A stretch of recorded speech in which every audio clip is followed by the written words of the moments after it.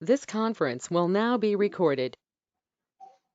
अद्य सोमवासरः अथवा इन्दुवासरः पौषकृष्ण एकादशी द्वादशी च दिनांक 8 फेब्रुवारी 2021 चरक सूत्रस्थान अध्याय 29 प्राणाभिसर्ग शंखं चक्रं दधतमृतघटं चारुदौर्भिश्चतुर्भिः सूक्ष्मस्वच्छातिरुद्यां शुकपरिविलसन् मौलिमं भोजनेत्रं कालाम्भोदोज्ज्वलाङ्गं कटितटविलसच्चारुपीताम्बराढ्यं वन्दे धन्वन्तरिं तं निखिलगदवनप्रौढदावाग्निलीलं प्रौढदावाग्निलीलम् ब्रह्मणो हि समारब्धा मात्रेयाद्येषु पूजिताम् अस्मदाचार्यपर्यन्तां वन्दे गुरुपरम्पराम् आयुर्वेदरतं वन्दे माधवाख्यं महागुरुम् आयुर्वेदामृतं सर्वं शिष्येभ्यो यः प्रदत्तवान् द्रष्टा ज्ञानी दृष्टकर्मा कृतकर्मा तथैव च अध्यापको विषक्श्रेष्ठो महान् संशोधकस्तथा गुणैरेतैः समुदितैः यत्कार्यं कृतनोद्दिशः समृद्ध्यर्थं हि कार्यस्य वयं नु प्रयतामहे सरस्वत्यै नमो यस्याः प्रसादात् पुण्यकर्मभिः बुद्धिदर्पणसङ्क्रान्तं जगदध्यक्षमीक्षते आत्रेयं प्रथमं वन्दे आयुर्वेदजगद्गुरुम् आयुर्वेदामृतं सर्वं गृहीत्वा हि सुरेश्वरात् अग्निवेशादिकेभ्यो यत् प्रयच्छत् मुनिसत्तमः प्रथमं तन्त्रकर्तारम् अग्निवेशं नमाम्यहम्। ओम ओंकारं करिष्यते।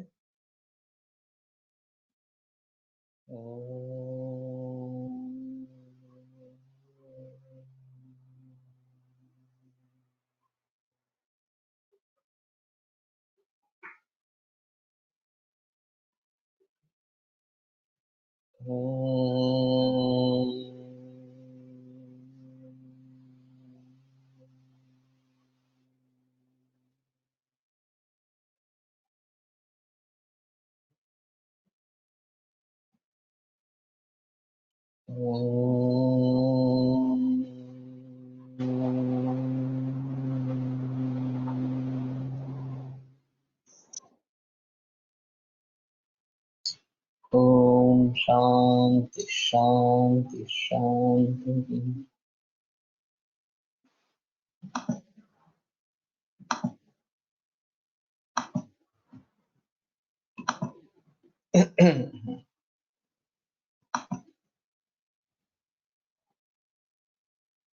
कृष्णस्य च तन्त्रोद्देश्य लक्षणस्य तन्त्रस्य च ग्रहण धारण विज्ञान प्रयोग कर्म कार्य काल कर्तृकरण कुशलाः। तर्हि कृष्णस्य तन्त्रोद्देश्य लक्षणस्य तन्त्रस्य च तन्त्रस्य यः उद्देशः तन्त्रस्य इदं ईदृशं लक्षणम् एवञ्च तन्त्रस्य ग्रहण धारण विज्ञान प्रयोग कर्म काल कार्य काल कर्तृकरण कुशलाः।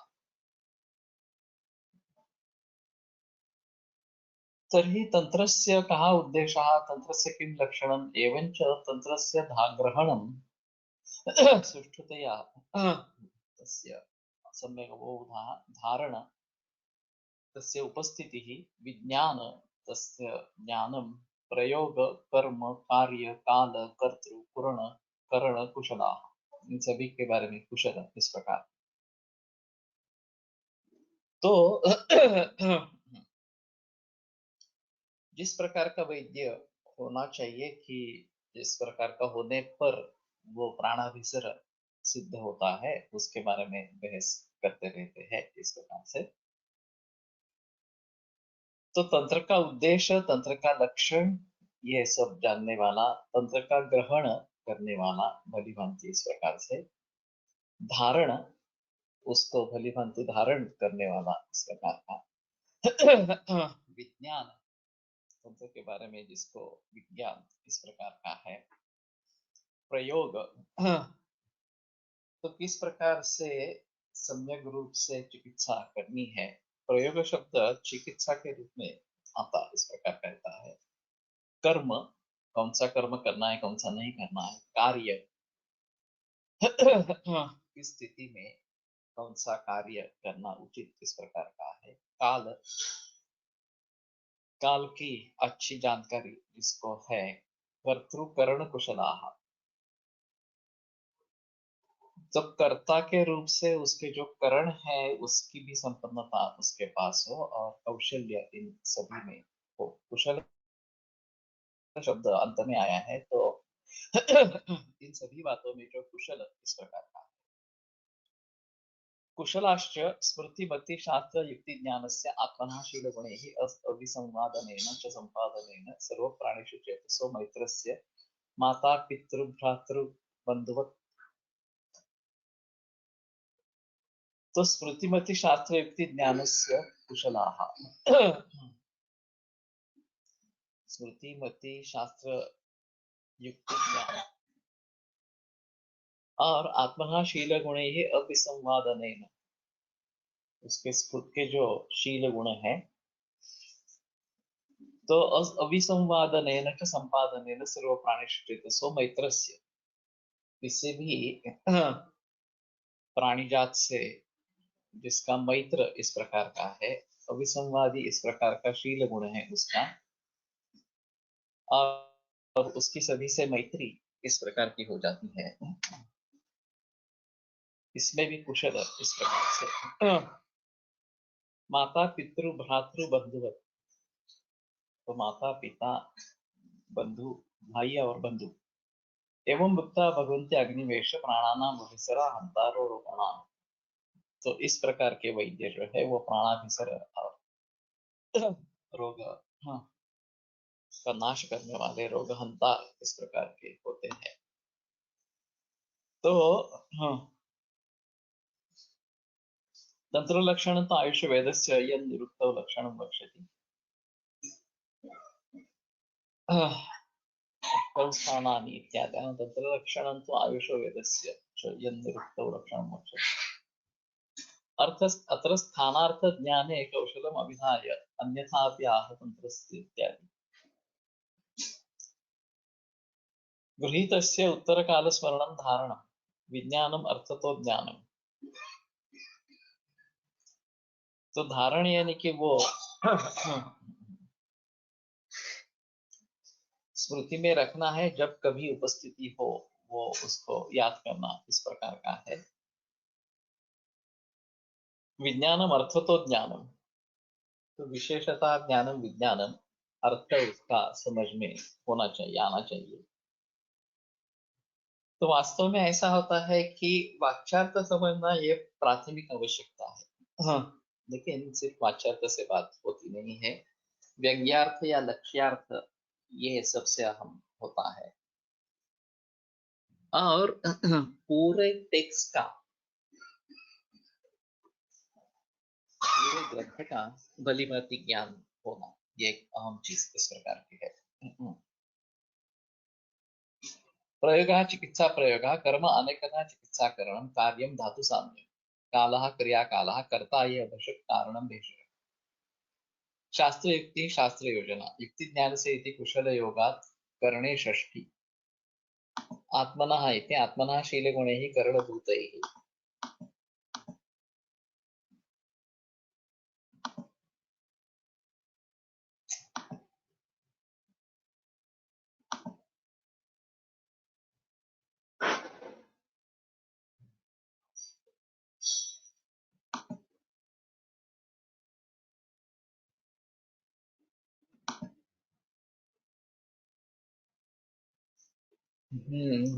थोड़ा अजीब चक्कर है ये, बीच में ही वर्क नहीं करता।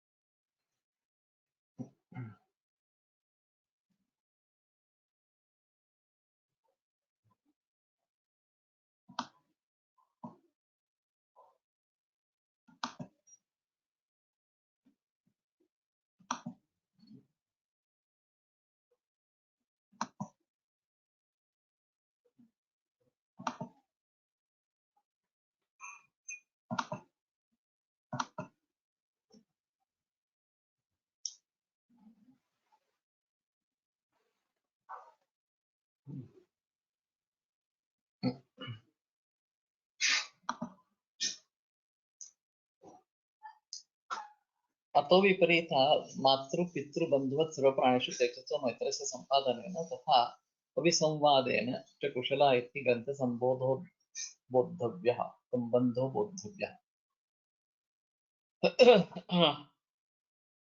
तो इतनी सारी क्वालिटीज वैद्य में होनी चाहिए, इतने सारे गुण उसमें होने चाहिए, तभी वो प्राणाभिसर वैद्य होगा, नहीं तो वो रोगाभिसर इस प्रकार का होगा।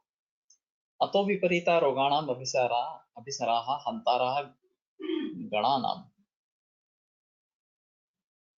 इसके विपरीत जो है वो रोगों के अभिसर, रोगों को लाने वाले, और जो गण है या प्राणी नाम, प्राणा होगा, प्राणानाम अभिहंत हंतारः, प्राण का नाश करने वाले, विषक्षद्म प्रतिच्छन्नाः कंटकभूताः लोकस्य प्रतिरूपक सधर्माणो राज्ञां प्रमादात् चरन्ति राष्ट्राणि। तो विषक्षद्म प्रतिच्छन्नाः, वैद्य का वेश धारण करके घूमने वाले इस प्रकार के, कंटकभूताः लोकस्य, और कांटे जैसे है ये लोक के, प्रतिरूपक सधर्माणः राज्ञां प्रमादात् चरन्ति राष्ट्राणि, प्रतिरूपक जैसे धर्म होने वाले और राजा के प्रमाद से पूरे देश भर में या राष्ट्र भर में संचरण करते हैं। अभी संवाद यानी क्या? संवाद यानी डायलॉग, अच्छी तरीके से संवाद होना, और विसंवाद यानी कि डायलॉग न होना। जो हम देखते हैं कि संभाषण ही नहीं होता, एक कुछ बोलता है, दूसरा कोई और ही अर्थ ले लेता है, दूसरा बोलता है, पहला कुछ और ही अर्थ ले लेता है, तो ये विसंवाद है। और अविसंवाद यानी कि फिर से संवाद, ये अभिसंवाद न होना तो विसंवाद, ये संवाद होना।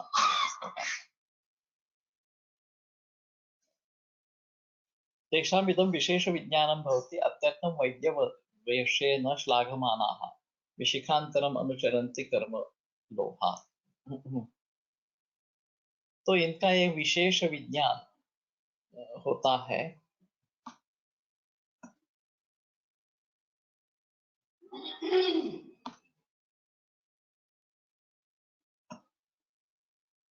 विषक्षद्मचरो वंचनार्थ पृथक विषग्वेषः प्रतिरूपः का अन्यथा रूपकारी द्रोहकारक इत्युच्यते लोके।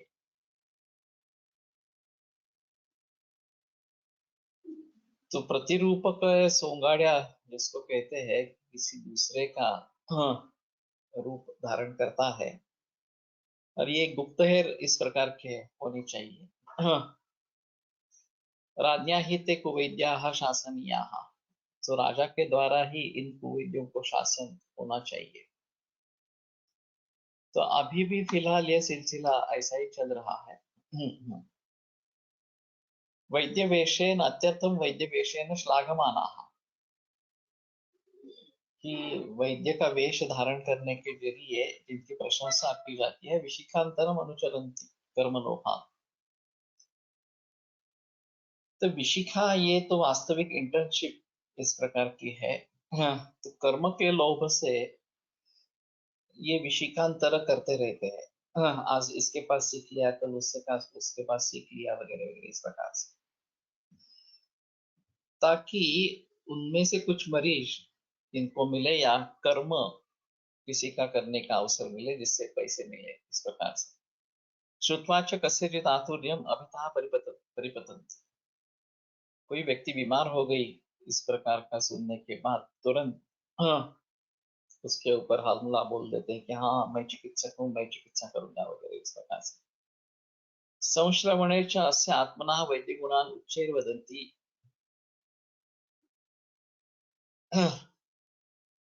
तो अगर वो सुनने के लिए तैयार है तो अपने गुण बहुत तेजी से या बहुत बढ़ा चढ़ा कर इस प्रकार के बताते रहते हैं। यश्चास्य वैद्यः प्रतिकर्म करोति तस्य च दोषान् मुहुर्मुहुः उदाहरति। और कोई वैद्य उसके बारे में अगर कुछ लोगों को बता दे, उसके विरोध में कुछ बता दे, तस्य च दोषान् मुहुर्मुहुः उदाहरन्ति, तो उसी के दोष बार बार उनको कहते रहते हैं, लोगों को कहते रहते हैं। मुझे अभी नाम पक्का याद नहीं है। डोंबिवली में एक ऐसे ही वैद्य थे नाम के, कैंसर की चिकित्सा करते थे। तो कहकर जो मैंने बहस की थी, मेरे उन्होंने एक केस भेजी थी ऑटोइम्यून डिसऑर्डर। उन्होंने कोलट कर सर के कहा कि ये आदमी बकवास है और ये लोगों को ठगा रहा है कैंसर के लिए चिकित्सा लेकर। तो मैं और कोलटकर सर खुद उसका ठिकाना ढूंढने के लिए उसके क्लिनिक पे गए। क्लिनिक बंद था, क्लिनिक बहुत छोटा था। तो आजू बाजू में पूछताछ की, तो लोगों ने पूछा क्या तुम्हारा भी गैस सिलेंडर का सिलसिला है क्या? हमने सोच कुछ समझे नहीं। तो वो बोले कि बहुत सारे लोगों से उसने पैसे ले लिए हैं कि मैं गैस सिलेंडर दे देता हूँ, और दिए नहीं है। वो सभी लोग यहाँ पे आकर हलचल मचा रहे हैं। तो ये और ये अलग बात हुई। उसका क्लिनिक था, और क्लिनिक का और गैस सिलेंडर का कुछ संबंध ही नहीं। गैस सिलेंडर की लेकर ये लोगों को ठगाना इस प्रकार से। और काफी बड़े पैसे लेकर लोगों को दवाइयाँ इस प्रकार का देता था, काफी मात्रा में पैसे लेता था। फिर बाद में उसको वो गिरफ्तार हो गए, ऐसा पता चला। फिर बाद में आगे क्या हुआ ये मालूम नहीं इस प्रकार से। दूसरी एक केस ऐसी ही थी, लीवर कैंसर की केस थी। और भूख बिल्कुल नहीं लगती थी, और लीवर की वृद्धि थी, पुणे की ही केस थी। तो मैंने उनको सिर्फ मुद्गयूश पे रखा था। और दवाइयाँ चल रही थी। शुरू में थोड़ी पेट में दर्द थी, वो कम हो गई। एक 3-4 हफ्ते दवा चली और वो आना बंद हो गई। तो मेरे तो ध्यान में नहीं रहा कि ये पेशेंट आना बंद हो गया है इस प्रकार से। और 2 महीने के बाद उसके भाई का फोन आया, ये हम आपके पास आए थे और आपसे दवा ली थी, तो अभी एक दूसरी दवा चल रही है लेकिन उनके पेट में दर्द हो रहा है। तो उस वैद्य ने कहा है कि आप लोकल डॉक्टर से ट्रीटमेंट करवा सकते हैं, तो हम आपके पास आना चाहते हैं इस पेट की दर्द के लिए। तो मैंने पूछा कि बीच में क्या हुआ लेकिन? तो उन्होंने कहा कि नहीं, मुझे पता चला कि जयपुर में कोई एक वैद्य है और केवल वो कैंसर की ही दवा देते हैं, और वास्तव में वैद्य है नहीं, लेकिन ऐसे ही परंपरा से दवा देते हैं। तो मैं खुद जाकर प्लेन से जाकर दवा लेके आया हूँ, और दवा चल रही है। और उनका कहना है कि एक बार जाएंगे तो 2 महीने की कम से कम दवा लेनी है। और ठीक है, सुधार है तो कंटिन्यू करते रहो। तो मैंने कहा तो अभी तो मैं नहीं बता सकता क्या हुआ होगा, मैं एक बार देखूंगा और फिर आगे सोचूंगा। देखा तो पता चला कि वो काफी बढ़ गया था, कामला हो गई और फिर जलोदर हो गया इस प्रकार का, और काफी पेन इस प्रकार का था। तो मैंने कहा कि ये तो केस पूरी बिगड़ गई है, अब तो इसमें कुछ होने के चांसेस नहीं है। तो वो बोले क्या हुआ होगा? मैंने कहा आप पढ़े लिखे आदमी हैं, और आप इतना भी नहीं समझते कि किस पर विश्वास करना है किस पर नहीं करना है। तो बोले कि क्या हुआ एक्चुअली? हाँ। तो मैंने कहा देखो, मैं एक रजिस्टर्ड प्रैक्टिशनर हूँ, मेरा क्लिनिक है, मैं हर रोज क्लिनिक में बैठता हूँ। मुझे छोड़कर जो आदमी खुद कहता है कि खुद वैद्य नहीं है, उसको परंपराओं से कुछ ज्ञान है इस प्रकार से, और वो कोई भी जिम्मेदारी लेने के लिए तैयार नहीं है। वो बोलता है कि अगर कुछ होता है तो आप फैमिली डॉक्टर से संपर्क करो। जब तक आदमी जिंदा है कुछ ना कुछ राहत है तो वो उसकी दवाइयां लेते रहेगा। और जब ऐसी स्थिति आएगी कि जब उसके भी हाथ में कुछ नहीं है, दूसरे के हाथ में भी कुछ नहीं है, तो वो टाल देगा कि अब मेरा कुछ संबंध नहीं है, मेरे पास तो वैदिक ज्ञान है ही नहीं। तो अब लोकल डॉक्टर या किसी दूसरे डॉक्टर को दिखाओ और आगे जो होना है तो होना होना है इस प्रकार से। तो ये बहुत होशियार इस प्रकार का आदमी है। अपने पर जिम्मेदारी कुछ भी नहीं, सिर्फ दवा दे देना, दवा के पैसे ले लेना, बस इतना ही करना है इस प्रकार से। आपको मुझे कम से कम पूछना तो चाहिए था कि ऐसा ऐसा मुझे नाम पता चला है और मैं जाकर दवाई लेके आऊं क्या वगैरह। मैंने कम से कम ये तो आपको बता दिया होता कि ठीक है, दवा किसके लिए नहीं है आपकी मर्जी है, वो तो मैं जिक्र नहीं कर सकता कि मेरी ही दवा ले लो इस प्रकार से। लेकिन अगर कुछ नुकसान हो रहा है तो तुम्हें पता तो होना चाहिए कि नुकसान हो रहा है, अभी आप कुछ नहीं कर पाएंगे वगैरह वगैरह इस प्रकार से। लेकिन आपने वो भी नहीं किया। और अब ये कंडीशन बहुत ही बेकार हो गई है, अब तो फिर चांसेस नहीं है। फिर भी मैंने कोलटकर सर से कहा, कोलटकर सर ने भी केस देखी, सर बोले कि अभी तो असाध्य अवस्था है। लेकिन कुछ हद तक अगर प्रयास करने हैं तो वमन दे देंगे, क्योंकि उसको पहले से अग्निमांद्य था। वैसे जातोदक अवस्था थी, जातोदक अवस्था में मैंने कभी वमन नहीं दिया है। फिर भी सर के कहने पर मैंने वमन दिया। हाँ, कुछ थोड़ा रिलीफ हुआ। और फिर वो 15 दिन में चल बसे, कुछ फायदा नहीं हुआ और उसका मृत्यु हो गया। तो ये कैंसर अभी एक पैसे कमाने का साधन बन गया है। कि लोगों को मालूम है कि एलोपैथी में कुछ होने वाला नहीं है, दूसरा कोई चारा नहीं है, किसी वैद्य का नाम मालूम नहीं है जो भली भांति कैंसर को ट्रीट करे। और फिर इन जैसे लोगों के पास लोग चले जाते हैं और सब कुछ गवा देते हैं, पैसा भी गवा देते हैं, सेहत की भी हानि होती है वगैरह वगैरह। और बहुत कम लोग इसको समझ पाते हैं। वास्तव में सुशिक्षित होने का मतलब क्या है, ये एक बड़ी समस्या है। मैं भी डबल ग्रेजुएट हूँ, आयुर्वेद में हूँ, संस्कृत में हूँ वगैरह वगैरह इस प्रकार।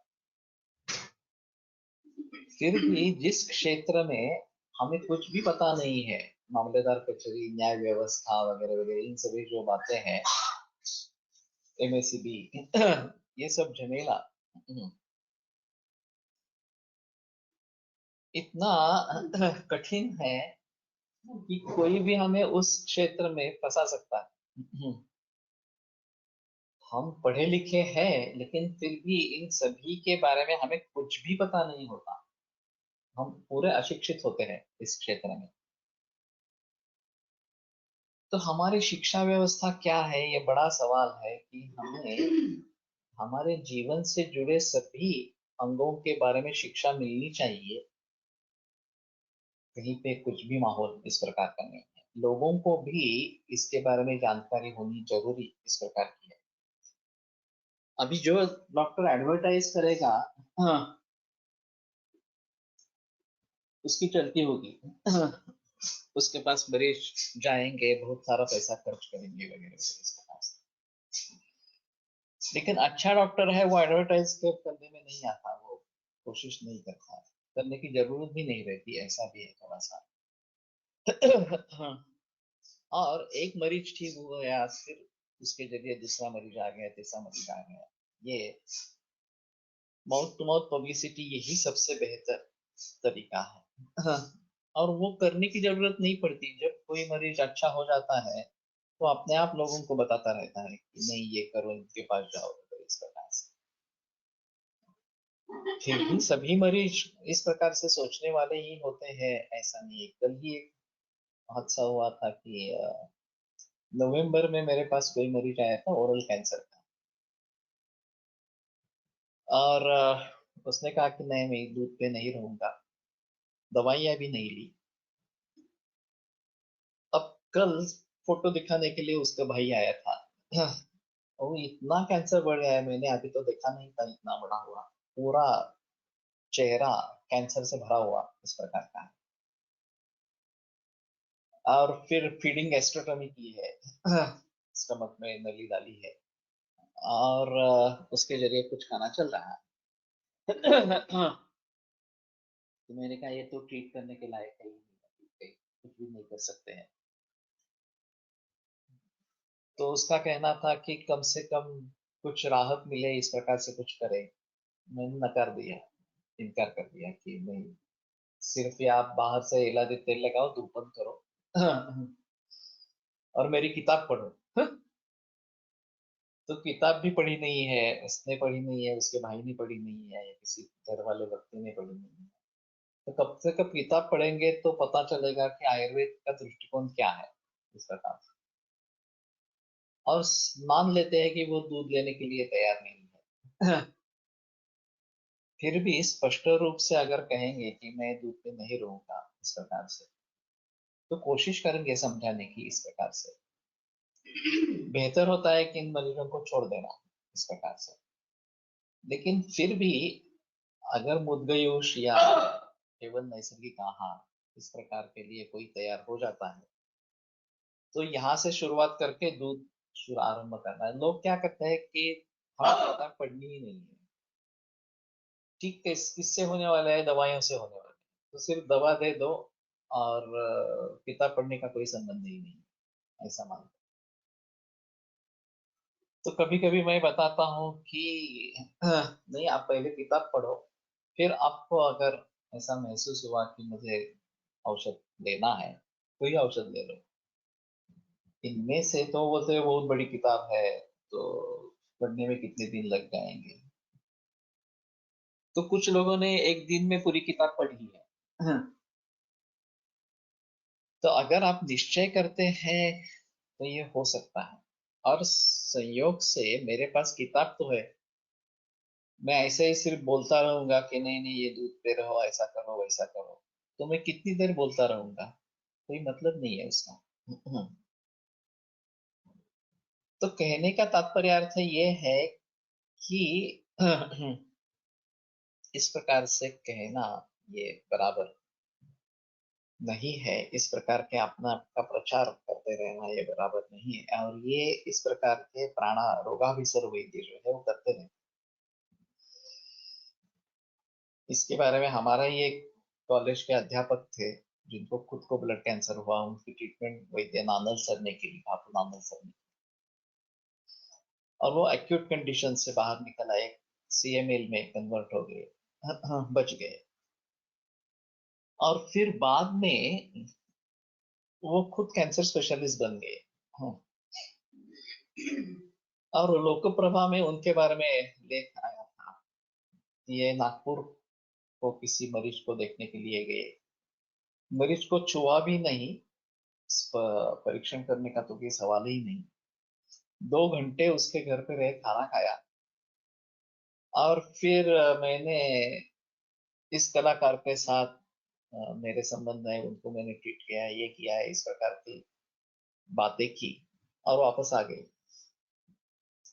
तो लोकप्रभा में उसके बारे में लेख आए थे, एक ऐसी डॉक्टर है, और कैंसर की ट्रीटमेंट करने के लिए यहाँ से नागपुर प्लेन से गए, मरीज को देखा ही नहीं। तो ये अजीब चक्कर है। अगर ये इस प्रकार से करेंगे तो बदनामी आयुर्वेद की होती है। डॉक्टर की तो बदनामी होती ही है, उसमें कोई संदेह नहीं है, लेकिन बदनामी आयुर्वेद की भी होती है। और फिर लोग झिझक जाते हैं कि नहीं आयुर्वेद नहीं करना है, लोग ऐसे ही है।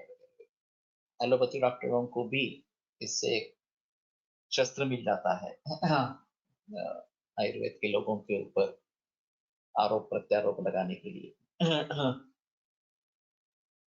तो इन प्रकार के वैद्य, सो कॉल्ड वैद्य, नहीं होने चाहिए।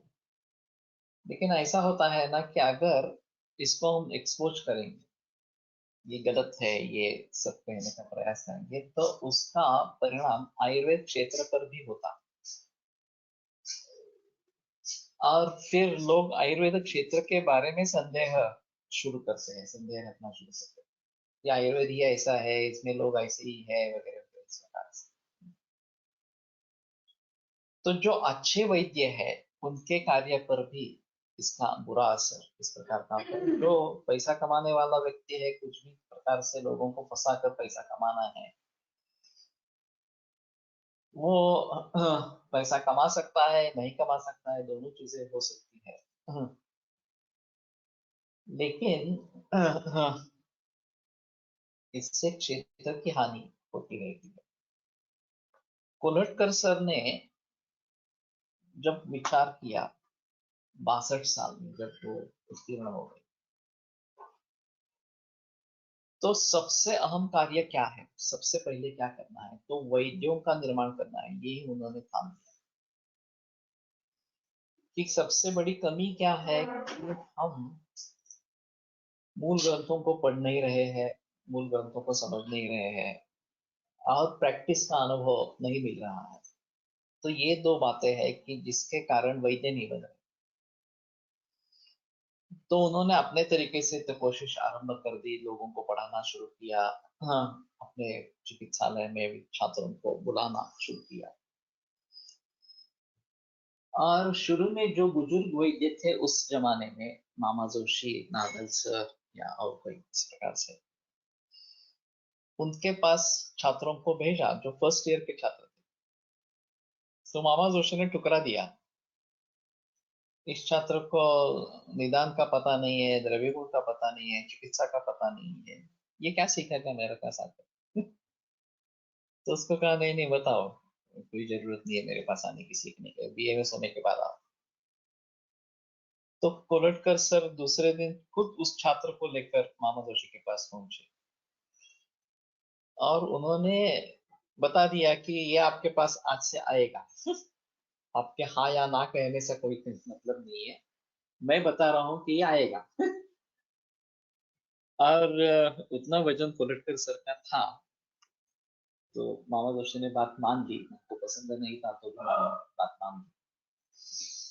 और फिर वो समझ गए उसका महत्व क्या है। हाँ, कोलटकर सर का कहना था कि अभी ये कुछ नहीं सीखेगा, पता नहीं उसको कुछ, लेकिन जो भी दवाइयाँ दी जा रही है, जो भी डायग्नोस किया जा रहा है, वो ध्यान में रहेगा उसके, और फिर आगे ये जब निदान चिकित्सा सीख लेगा तो उसके ध्यान में आएगा कि हाँ, ये निदान किया था, ये चिकित्सा की गई।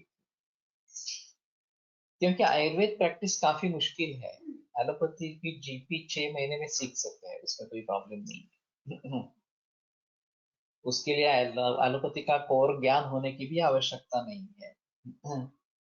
आपको सिर्फ सिम्टोमेटिक रिलीफ देना है, और अगर मुसीबत आ जाती है कि आगे हो नहीं रहा तो रेफर कर देना है, आपके पास कोई जिम्मेदारी नहीं है।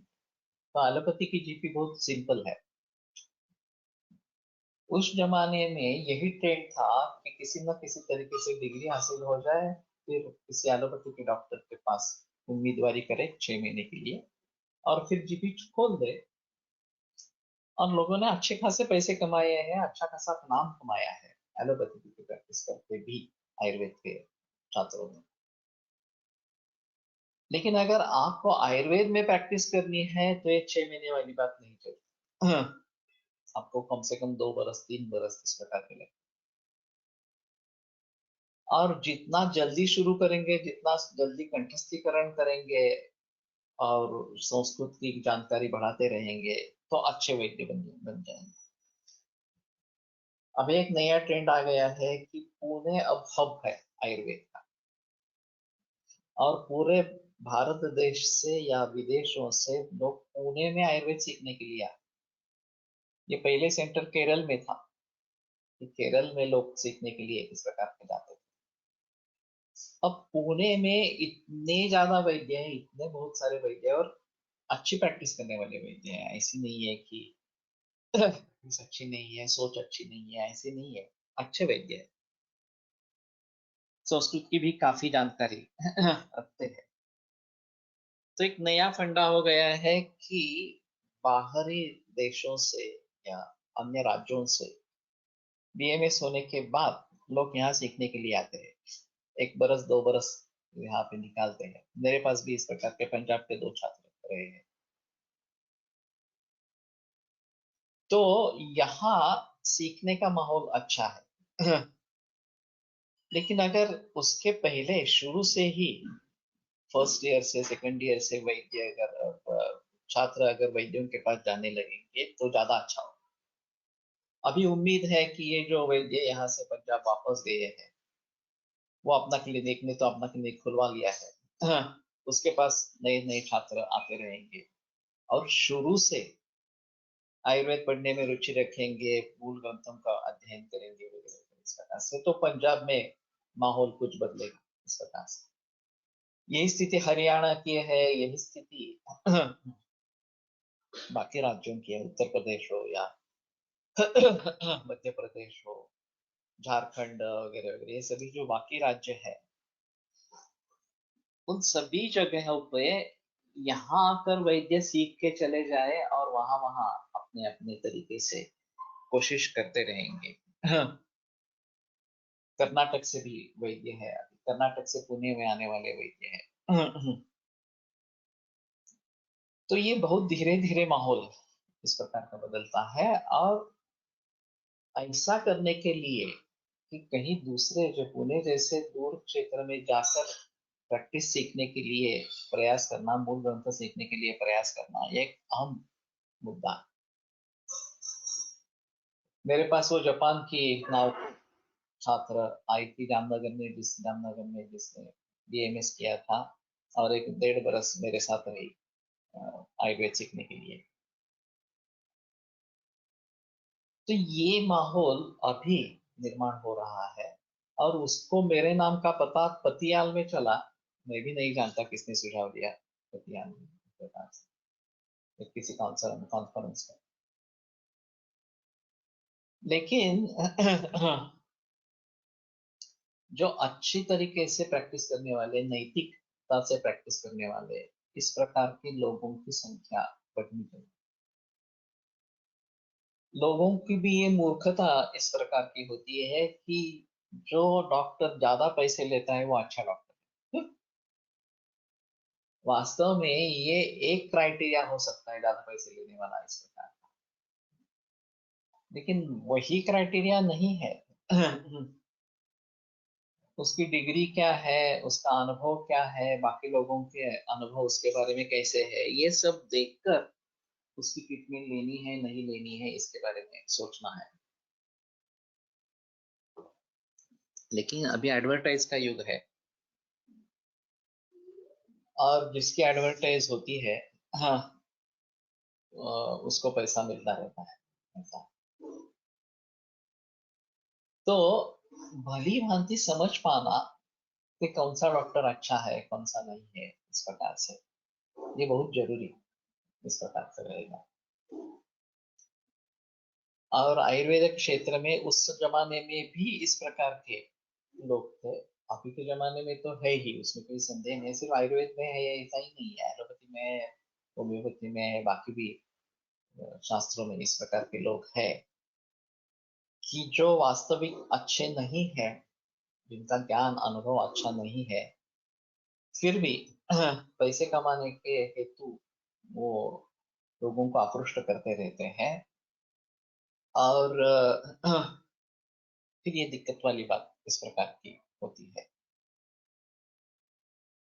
तो इस प्रकार के बंगाली डॉक्टर या और कुछ कोई डॉक्टर इस प्रकार से आयुर्वेद क्या है ये समझने वाले लोग बिल्कुल कम हैं। लोगों को वो जो टेंट लगा के जो आयुर्वेद चिकित्सा करने वाले डॉक्टर, ये भी आयुर्वेद के डॉक्टर है, या अभी जयपुर के जैसे वाले की आयुर्वेदिक की बात की कि सिर्फ कैंसर के लिए औषध दे देते हैं,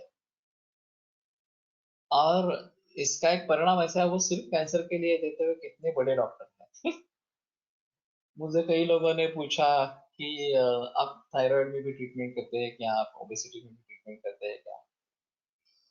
मैंने कहा ठीक है करता हूँ, आयुर्वेद है तो सभी लोगों के लिए होता है इस प्रकार से, लेकिन ज्यादातर मरीज कैंसर के ही है, तो मुझे समय कहाँ है इस बाकी रोगों के देने के लिए।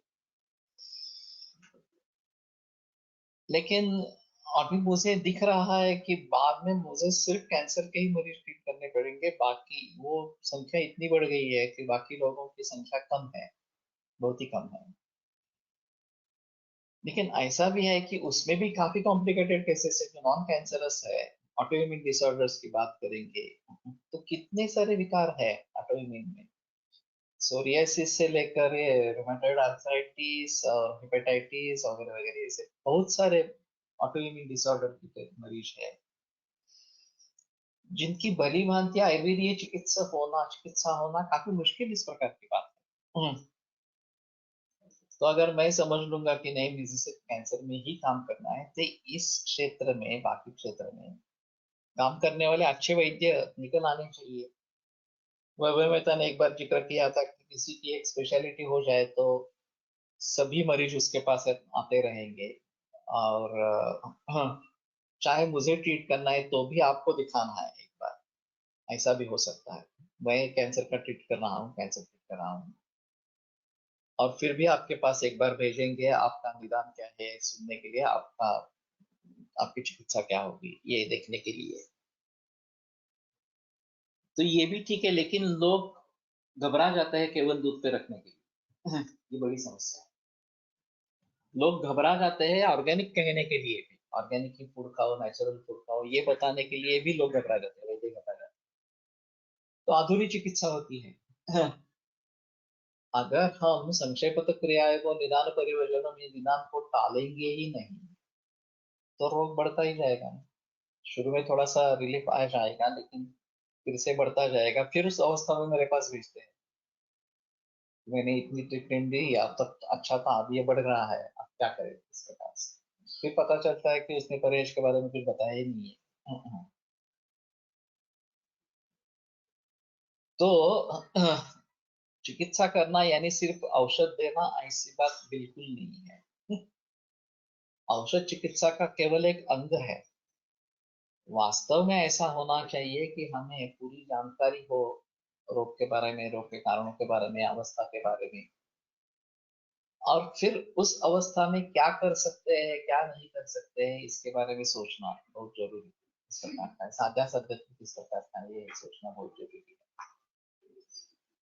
और ये अगर भली भांति हम समझ पाएंगे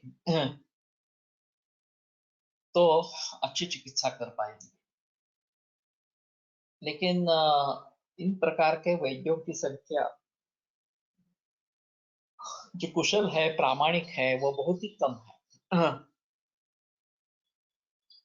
अब पंचकर्म का तो बिजनेस हो गया है अभी। कि पंचकर्म ये पैसे कमाने का अच्छा साधन है, ऐसा लोग मान रहे हैं। तो पैसे कमाने के लिए पंचकर्म नहीं करना है, पंचकर्म का आनुषंगिक फल पैसे कमाना ये होना चाहिए। सही अवस्था है, सही तरीके से पंचकर्म करवा रहे हैं और उसके पैसे ले रहे हैं, कोई प्रॉब्लम नहीं। लेकिन मेरे ही छात्र मुझसे बहुत ज्यादा पैसे पंचकर्म में लेते हैं, ऐसा मैंने देखा है। और उसको एक पैसे कमाने का साधन मानते हैं, ये मुश्किल की बात है, ये बराबर नहीं है। उनका कहना रहता है कि शमन चिकित्सा में उतने पैसे नहीं मिलते हैं, इसलिए पंचकर्म करवाते हैं इस प्रकार से।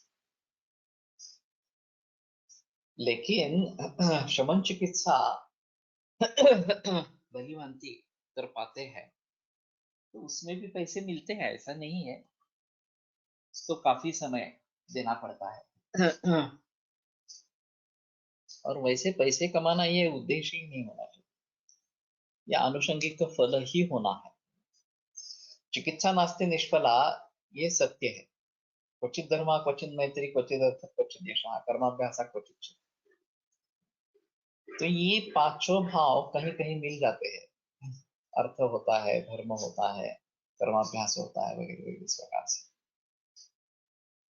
तो चिकित्सा कभी भी निष्फल इस प्रकार की नहीं है। ये कोलटकर सर छात्र और उनके निजी रिश्तेदार इनसे कभी पैसे नहीं लेते, वही सिलसिला मैंने भी रखा था।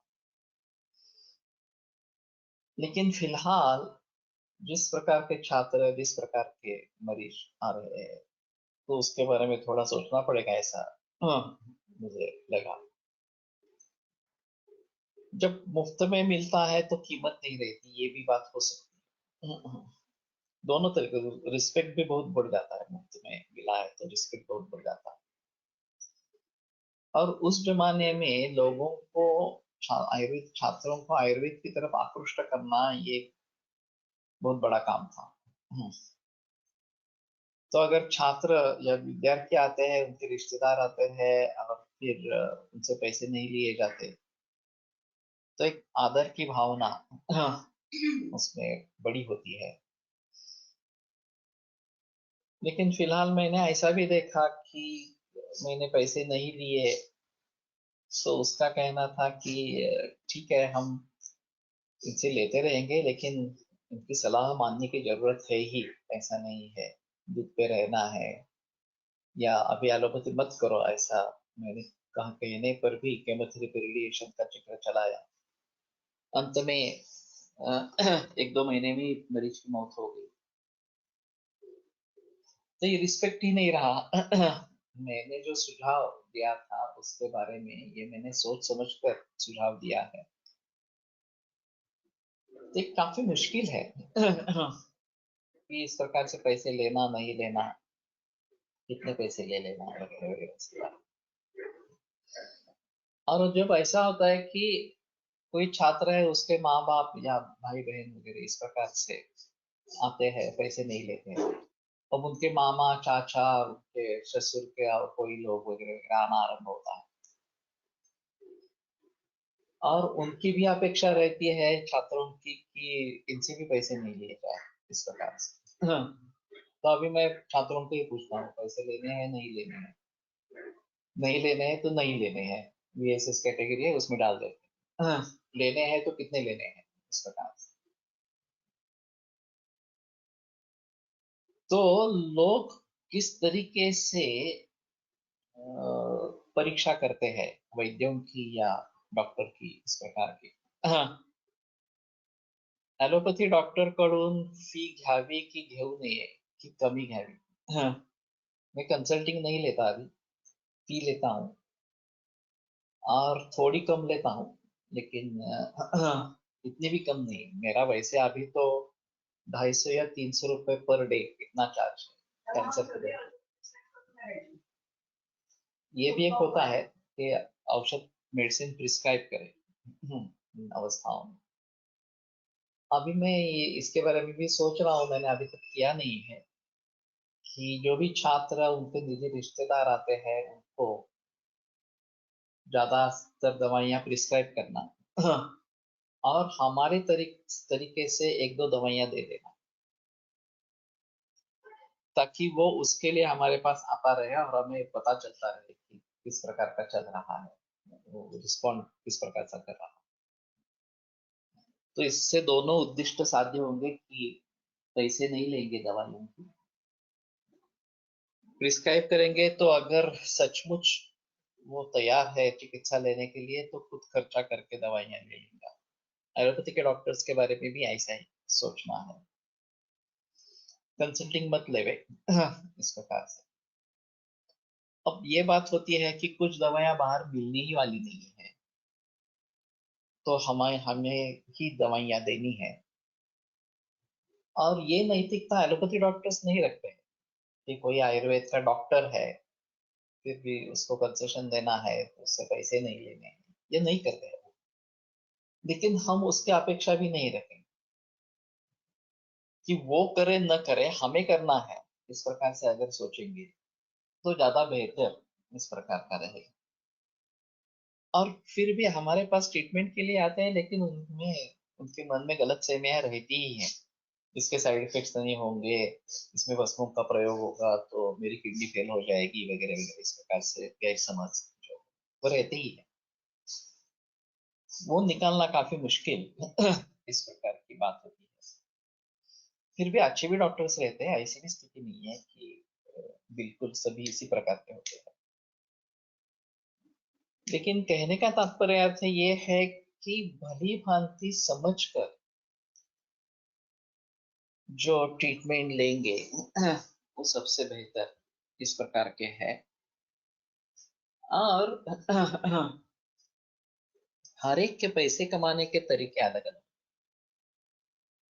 पुराने जमाने में एलोपैथी में भी डिस्पेंसिंग था, और डिस्पेंसिंग के जरिए उनको मुनाफा होता था। मिक्सचर्स बना के देते थे, गोलियां देते थे, अभी भी जीपी में गोलियां देते हैं इस प्रकार से। इंजेक्टेबल्स बहुत मात्रा में प्रचलन में था, वो अभी काफी कम हो गया। और जो कंसल्टेंट, सुपर कंसल्टेंट्स है, उनकी हॉस्पिटल अटैचमेंट ये सबसे अहम होती है। वो पैसा कमाते हैं, वो हॉस्पिटल एडमिशन के जरिए पैसा कमाते हैं।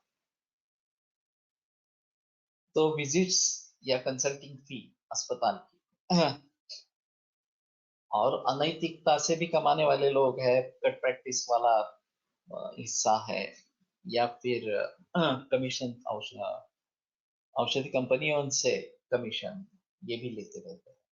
तो ये अलग अलग तरीके, ये अनैतिक तरीके हैं।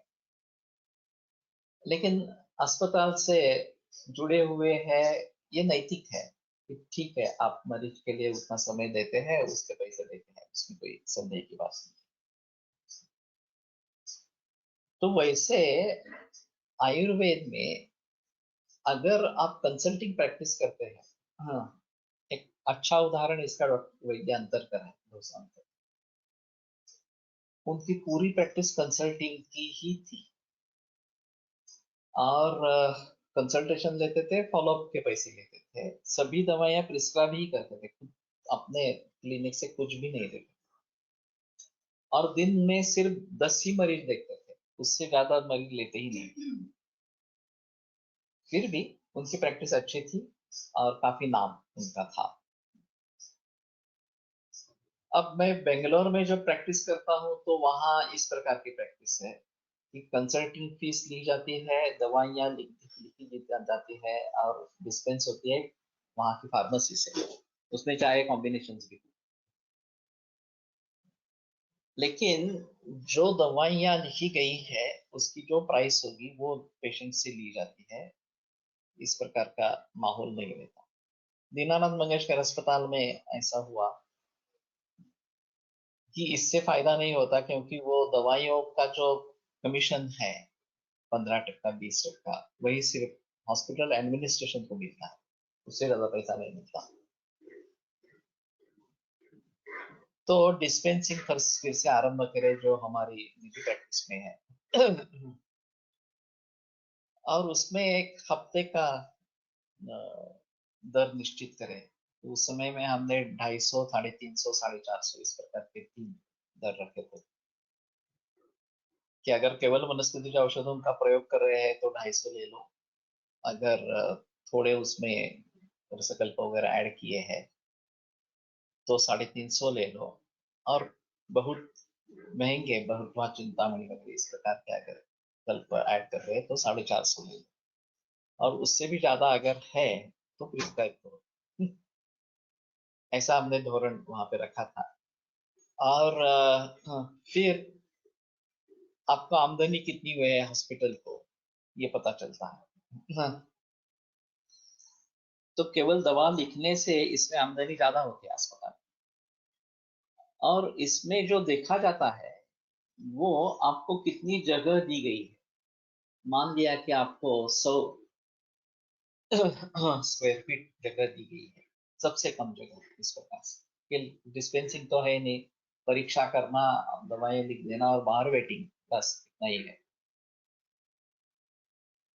तो 100 स्क्वायर फीट जगह जिन जिन बाकी डिपार्टमेंट्स को दी जाती है, चाहे ऑप्थेल्मोलॉजी हो, चाहे ईएनटी हो, चाहे और कहीं हो, तो उस जगह में वो कितना कमा के देते हैं अस्पताल की, इसकी कंपैरिजन होती है, तुलना होती है। और फिर आपकी आमदनी ज्यादा नहीं है तो आपको कम से कम जगह दी जाएगी। हमारा पंचकर्म इसमें चला गया। अभी मालूम नहीं है क्या है इस प्रकार की पंचकर्म की जगह बहुत ज्यादा और उससे आमदनी कम, ये समस्या रही है। और आयुर्वेद की प्रैक्टिस में दूसरा अहम मुद्दा है कि लोकल मरीज बहुत कम रहते हैं। स्थानिक जो है वो बहुत कम रहते हैं, कहीं से भी लोग आते रहते हैं, पुणे में भी हो तो भी चंदन नगर, खराड़ी से लेकर यहाँ वाकड़ वगैरह से लेकर कातरस या उसके आगे फिर जयपुर से लेकर मरी जाते हैं, पुणे के कहलाए जाते हैं। और बाकी अन्य शहरों से, महाराष्ट्र से, कर्नाटक, पंजाब, गोवा, कहीं से भी मरी जाते रहते हैं। तो पंचकर्म करना पॉसिबल ही नहीं है अगर इतनी दूर से लोग आने वाले हैं। मेरे प्रैक्टिस में वही सिलसिला है कि मेरे लोकल मरीज बहुत ही कम है और उन्हीं पे पंचकर्म निर्भर होगा। नहीं तो मैं सुझाव देता हूँ कि आपके यहाँ जो वैद्य हैं उनके पास पंचकर्म करवाओ। अगर वो मेरा छात्र है तो मैं बता देता हूँ, छात्र नहीं है तो संदेह की परिस्थिति रहती है। तो कारपोरेट अस्पताल में अभी ये माहौल है कि आप कितना कमा के देते हो अस्पताल को, और फिर उसी के आधार पर आपको कितनी जगह देनी है ये डिसाइड होता है। तो इन सभी के बारे में हमें अभी हमें सोचना पड़ेगा कि हम किस तरीके से आगे बढ़ेंगे। एक बात सही है कि जब तक हम एक्यूट केसेस ट्रीट नहीं करेंगे, अत्यधिक केसेस को ट्रीट नहीं करेंगे, तब तक आयुर्वेद की श्रेष्ठता को समझना काफी मुश्किल इस प्रकार का है। Apart from consulting while calculating medicine charges in dispensing, what should be the minimum margin we can think of? मुश्किल है। अभी क्या है, एस्टेब्लिशमेंट का खर्चा बहुत ज्यादा है, जगह शहरों में काफी मुश्किल है, और फिर कर्ज का बोझ उठाते हुए ही ये सब करना है। अगर आपके माता पिता डॉक्टर्स है, वैद्य है, तो आसान होता है। आप खुद शुरुआत करने वाले हैं तो शुरू से ही कर्जा उठाना पड़ता है, और ये काफी महंगा है। अभी जगह बहुत काफी महंगी इस प्रकार की होगी, और फिर इंटीरियर है उसका, और फिर उसमें कर्मचारी रखते हैं, इलेक्ट्रिसिटी है, टेलीफोन है, ये सभी इन सभी बातों को ध्यान में रखते हुए कितने पैसे लेने हैं ये जज करना है। और फिर आपकी डिग्री क्या है, आपका अनुभव क्या है। शुरुआत कम पैसों से करें, लेकिन धीरे धीरे बढ़ाते जाए, ये सबसे बेहतर इस प्रकार का। और एक बात कर सकते हैं कि जो नए मरीज है उनके बारे में रेट्स बढ़ाए, जब बढ़ाने हैं रेट्स तो उनके बारे में बढ़ाए, जो पुराने मरीज है उनके बारे में मत बढ़ाए। मेरे पास ऐसे भी मरीज है कि जो पुराने जमाने से आते रहते थे, और उस समय में 10 रुपया, 20 रुपया, 30 रुपया एक डेली चार्जेस इस प्रकार उतना ही देते हैं। उनकी मानसिकता ही नहीं है ज्यादा पैसे देने। और फिर बताते रहते, मैं इतना पुराना पेशेंट हूँ तुम्हारा, आप मुझसे क्यों पैसे लेते हो, इस प्रकार से। ऑनलाइन कंसल्टेशन करे या ना करे, मुश्किल है बताना। अभी ये जरूरत हो गई है ऑनलाइन कंसल्टेशन, और खास करके लॉकडाउन में मेरे पास ऑनलाइन पेशेंट इतने बढ़े हैं अभी कि मुझे ये सब समझना काफी मुश्किल इस प्रकार का हो गया है। और ज्यादा से ज्यादा क्या वीडियो कॉल पर बात कर सकते हैं, मरीज को देख सकते हैं, लेकिन ये अच्छा तरीका है ही नहीं। लेकिन मरीज आ नहीं सकता, मैं नहीं जा सकता,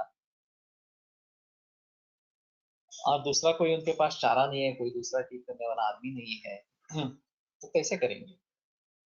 सर सांगायचे की वैद्याचा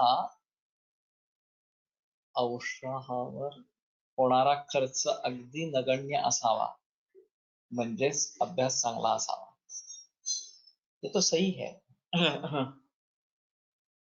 मैं तो मानता हूँ कि ज्यादा से ज्यादा 10% औषधियों के लिए खर्च होना है, उससे भी ज्यादा नहीं होना है। ज्यादा से ज्यादा 10%, कर्मचारियों के ऊपर 10%, और ये बाकी खर्चे जो है कि एमएससीबी है, टेलीफोन है, पेट्रोल का है, वगैरह वगैरह इस प्रकार का, वो 10% इस प्रकार से। और फिर गवर्नमेंट ऐसा मानती है कि कम से कम 50% प्रॉफिट अगर दिखाते हैं 50 लाख के अंदर आमदनी बरस में 50 लाख तक सीमित है और 50% प्रॉफिट इस प्रकार का कम से कम दिखाते हैं, तो कोई आपको हिसाब किताब लिखने की जरूरत नहीं। आपको सिर्फ बैंक में इतने पैसे जमा है और उसके आधार पर इतनी आमदनी है, 50% के लेकर 50% के बारे में मुनाफा इस प्रकार का बता सकते हैं कम से कम। अगर आप 60% मुनाफा बता दिखाते हैं तो आपको 60% के ऊपर टैक्स लगेगा। तो ये बात सही है कि औषधियों की मात्रा कम से कम होनी चाहिए, ज्यादा मात्रा देने की जरूरत नहीं है। और खास करके 6 बनाएंगे तो औषधियों का खर्च बहुत कम हो जाता है, ये मेरा निजी अनुभव इस प्रकार का। और सिर्फ दवाइयों से काम नहीं होता, आप जिस तरीके से मरीज को समझते हैं, उसके साथ बर्ताव करते हैं, परहेज के बारे में बताते हैं, ये सभी फैक्टर्स काम करते हैं और उसका नतीजा चिकित्सा का फल मिलना। अगर हम सिर्फ ये सभी चिकित्सा को ही एक्टिवेट कर देंगे या द्रव्यों को ही एक्टिवेट करेंगे तो गलत बात होगी। ठीक है, कल इसके बारे में आगे बोलेंगे। आयुर्वेद प्रकांडो निगदित इह हि शल्यतंत्र प्रधानः शिष्येभ्यः शाश्वतोऽयं निखिल जनकृपा व्याप्तचित्तेन येन आयुर्वेदस्य वाञ्छन् पुनरपि भुवने तां च सुष्ठु प्रतिष्ठां श्रेष्ठं धन्वन्तरिं तं प्रणमति च सदा वैद्यवर्गो हि नूनम् वैद्यवर्गो हि नूनम्। ओंकार करेंगे। ओम